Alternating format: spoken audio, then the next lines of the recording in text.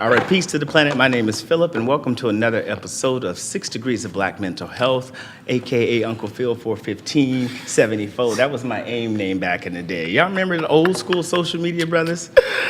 Oh, That was considered social media, huh? It was considered. That was the only way you could connect the people. emails, IMs. AIMs. What was that? Y'all call it AIM? Was it Black Planet? Email, It was- right? Black Planet. Oh my God, he took it back. Yeah. Yeah. AIM was the little was like joint. chat. Yeah. Yeah. I remember that. Yeah. But they had like chat rooms They too. had chat rooms. You used to put like A/S/L. See, I know coding. I don't know. There was No. like age, sex, location. So, cause it was like people from all over the place talking, I ain't get and that. you like, all right. No, I remember, you know. remember AIM. See, we were All right, we well, were- the '80s babies know what's up. My parents let us do a lot of stuff, but you know, social media has taken some drastic changes over the years too. And I remember when MySpace came out, boy, we thought we was doing something. See, MySpace. top Now five. you talking about something I can expect. Had Okay, good songs in my background. My top 5 was lit. Yeah. I don't remember my password. You know they brought MySpace back. Like you can still log in. I don't remember none of it. You know what? I Yeah. I was don't young think I when want to had know what I was MySpace. doing. Right. Yeah, I don't think I I want to know. guarantee you're probably gonna be shocked. Like put your mind back to where you was at that time.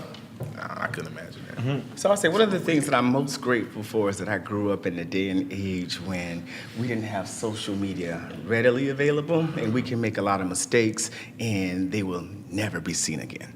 But unfortunately, the children in today's day and age, they don't have that same luxury. So this episode, I really want to address kind of like the fiction of what social media is, like the fantasy. You know, we have our private selves, we have our public selves, and we have our secret selves.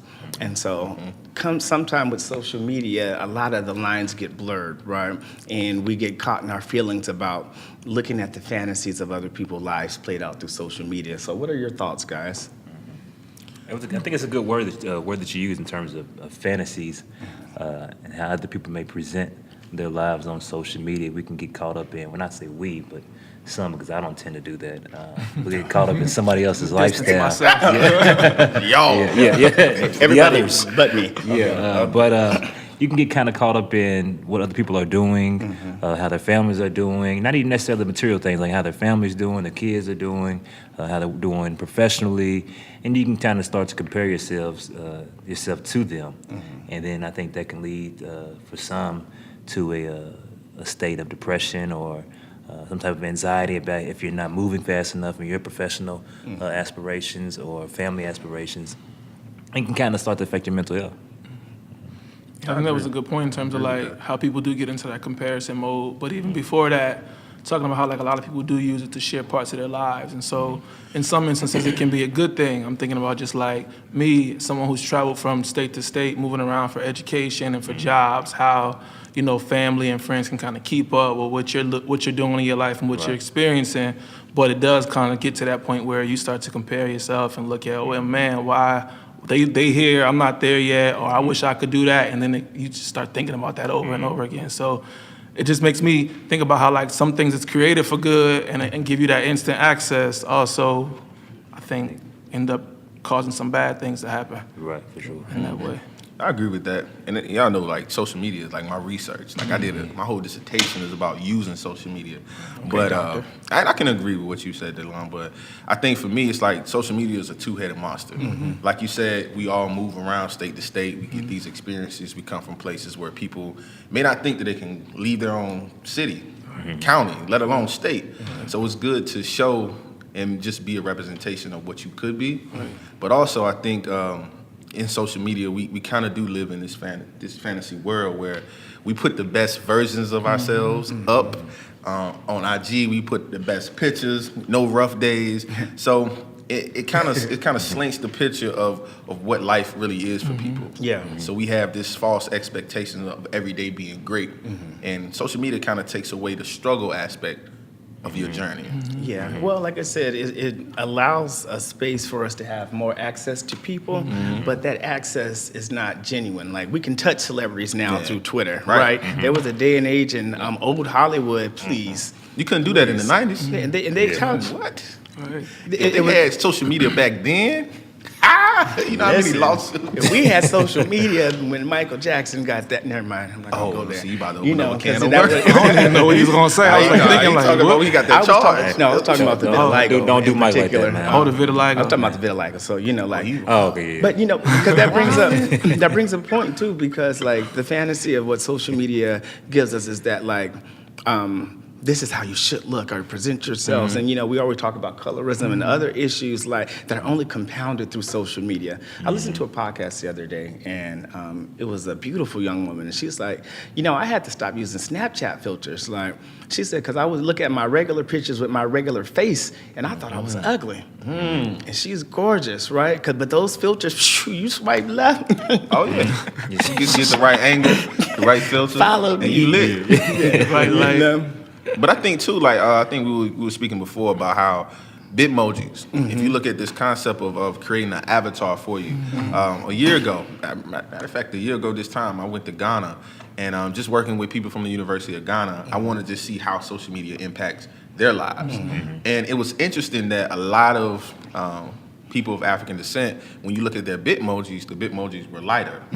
And this is epidemic going on right now where people are using skin bleaching creams just to lighten their skin. So it's this notion of light is right, or the notion of, I don't want to say white ice is colder, but it's this colorism thing that's going on in the black community too, in the diaspora. So it's like social media kind of fuels a lot of insecurities, but also things that hold our community back. Yeah. I think that's a good point. I feel like, to your point, these are things that are kind of historical. Like these are issues that we've been struggling with in our communities for a long time. Social media just exacerbates them in the way that it puts it there like immediately. Like you get that immediate change, you get that immediate presentation, and so it does kind of create more access, I think, to some of those mental health concerns that we're talking about when you talk about how you feel about yourself and your self-concept and self-perception and the self-esteem that you have about yourself. You get to play up on those things because you got that filter. I can make it a little bit lighter. I can go Photoshop my stomach out. I can go put some muscles in, So it's created this tool that I think plays on all of our insecurities and makes it, we can fix those things immediately right there. And so that's a good point that you bring up. I'm just thinking about that, like reflecting on that, like, man, that is kind of how it rolls out. And then you got other people who compare themselves to what you did, or if they know that you use some specific app. I've seen people ask, what app did you use? How'd you get this? And it's just like, man, that's deep. But the crazy thing is, I don't think some people even recognize that. I think some of this stuff is kind of unconscious in terms of even what you were speaking about, Dwayne, in terms of the different avatars or the things that you put over your face. I don't think people are recognizing that that's a form of, in my opinion, a form of kind of internal self-hatred that might be going on that really isn't being discussed. Yeah. I think they're just doing, let me put this on my face. And, Right. well, like kind of like your example, Phil. You said the woman with the girl had the picture of the woman, she was using all the different filters or whatever, and then she started to recognize, well, now I'm starting to like my filtered pictures versus my natural pictures, and then I'm starting to recognize that I don't like myself.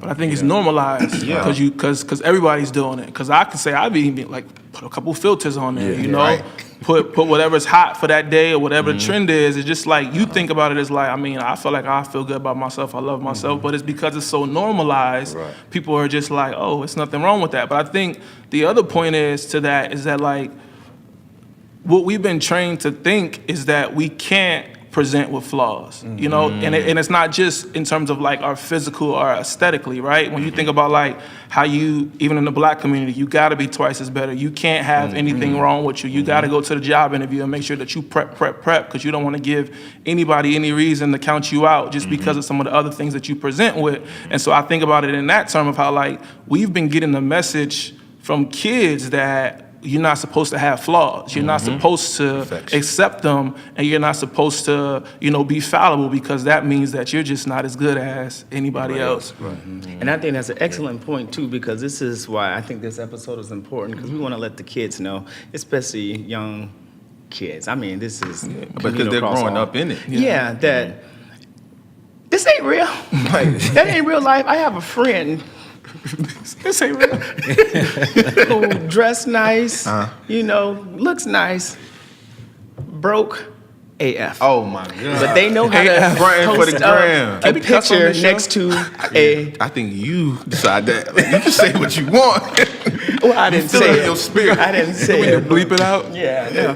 But posting Producer. up on pictures of Bleep nice the curse cars and like, you know, because if you get those angles right, it look like I'm on a trip somewhere Yeah. outside in the backyard say and that. you know, like, and so we get this concept, like you get FOMO. Y'all know what FOMO is? Fear of missing out. Come on. Yeah. Like you get the fear of missing Okay. out. Right? Okay. The seasoned characters over here. All of that, like you be, because I'm not even a party person. I be at parties and taking pictures and it look fun, but miserable, miserable. And it speaks to this identity piece too. Like what you were saying about as far as like just a sense of self. I think now with social media, we have so many people or things to compare ourselves to. We kind of work into this fictitious realm of being or expression. It's kind of like, you know, in psychology where we learn about the id, ego, and superego. I think that the human psyche or the development, social media is stuck in that id, the pleasure principle, or getting likes. However many likes you get, it kind of validates this expression or this version of self.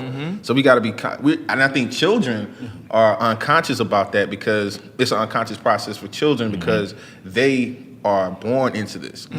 Our generation, we were born figuring out how to work a cell phone, a touch screen. These children are 2 years old knowing how to work a touchscreen iPhone. Right. So you got to think about, like, it's unconscious for them because they're born into this realm. And if we don't really guide them and teach them the way, it's kind of like social media can be more negative than positive. Right. And when to your point, Dwayne, it's I call it like social media currency. Nowadays, you either have Currency. a physical currency in terms of money, or you have social media currency. More often than not, many of our minorities, you know, they don't really have that monetary currency, but they have that social media currency, or they're trying to build up that social media currency so they can build up a reputation or a reputation for themselves that others will say, hey, this person has, because I know a person who has about 40,000 followers, you know, and people will say, hey, put this on your page Right. for me, you know, do this for me. Right. But this person, you know, financially doesn't have much. Nothing. But You know what I mean? And that's a great point that you bring up, the currencies, because I think a lot of the other piece, when you talk about motivation, is that people that do have, what we call them Instagram famous, or, you know, they actually make money. Yeah, they do. They get, I know girls like, who make crazy if you got a couple of thousand followers, you can reach out and you see now, you see like the ads popping up, like Right, this is a paid ad. You see like people who, I know, look, I can't even talk today. A few professional athletes who actually get tens, thousands of dollars just for like posting something, right? And they not like football, basketball. This is like, I'm thinking like track and field, where it's a little big, but it's not as big as. But the more followers you get and the more influence you got, you can get some money off that. So it's interesting how we're talking about how like that social media currency, the number of followers, the number of likes you get shouldn't be what drives you. But for that person that's coming from the hood or coming from less than, that has that influence, then they might come up on some money. They might come up on some fame, right? Cardi B, you know, started on social media and she blew up, right? blew And so up, now you look at how many followers she has, she can demand a certain amount of money based off the number of followers she got. And so that becomes the template that people are now using for social media. It's not just about getting some likes and trying to like pull somebody. It's also about getting some money or getting that quick come up. It's called clout. Young people are I like that clout. too, but we also talk a little bit, or we talk a lot about context, right? So, like, and just in the social media realm, like, not everybody's going to be a Cardi B. Not everybody's going to be the next big thing on social media. So it's not necessarily something to aspire to. Right. But the problem is things get convoluted because it seems easy. Like, I also have a good friend. Lots and lots of followers, and came to me one day and said, you know what, I got all these followers, I got all these posts, I ain't got no money, bro. They ain't paying me for this, but it looks good, it looks right. So I think we talked a lot about that fantasy, right? And I think that there's another aspect to it too, right? Because the catfish, right? Oh, And you would think why are people still getting catfish? Houseway. We got FaceTime. Houseway. And we got You got FaceTime. You have Airtime. so many. We got all the That's a whole. times. That's a whole. Yeah. Don't give We them got all too the- much don't give time them all not to the get time. FaceTime, God. not to get Don't give them all the catfish. My girl be watching that. I be But- like, wow, I used to Catfish. Catfish is still happening, and trolling, right? Like wife loves this Trolling whole is a trolling thing. right? Because we talk about how social you get media clout. bullying, Haters.